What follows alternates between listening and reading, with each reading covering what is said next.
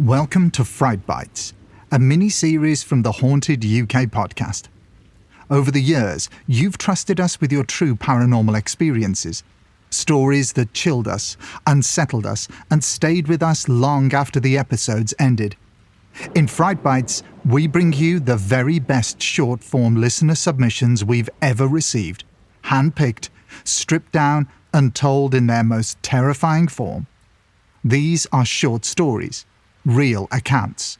No filler, no distractions, just a single moment where something unexplained stepped out of the shadows and into someone's life. So dim the lights, get comfortable, and brace yourself.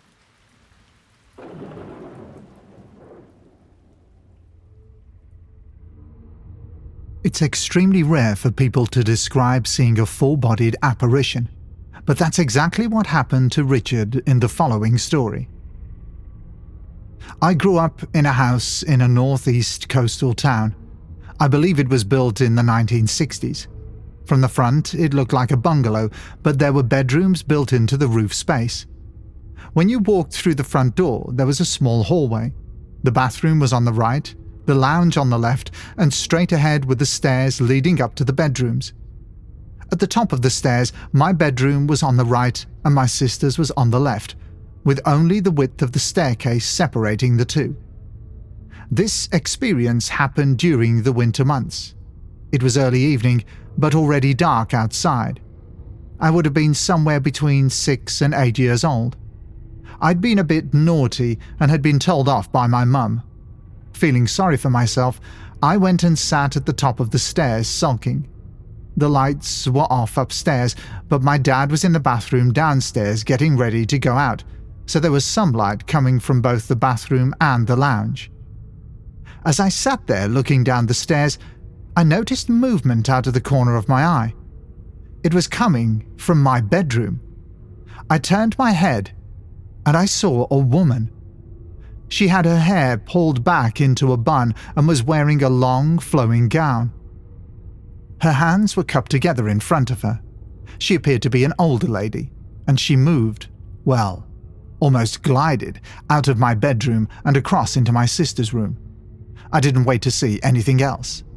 Terrified, I ran straight downstairs and burst into the bathroom where my dad was, desperately trying to explain what I'd just seen. My mum came into the hallway during the commotion, and when she heard what I was saying, she turned to my dad and said, "That's what I saw when we first moved into this house." She then told us that she'd seen the same woman in the kitchen. She'd watched her walk through the wall and out into the driveway. After that night, it took me weeks before I could sleep upstairs again. Even when I eventually did, I always had to have the light on, something that stayed with me into adulthood. My mum still lives in the same house to this day, but no one has ever seen the woman again. I do believe in ghosts, and I know what I saw that night. It wasn't a trick of the light, and it wasn't influenced by my mum's experience, because I didn't know about it at the time. I can remember the incident as clearly now as I could back then, and every time I've told the story over the years, it's never changed. What ghosts are, I don't know. Maybe they're a blip in time. Maybe buildings somehow hold on to memories, and just because science can't explain something yet doesn't mean it's not real. And what I saw that night was very real to me. Thanks for reading the story. All the best, Richard. That brings us to the end of this Fright Bite.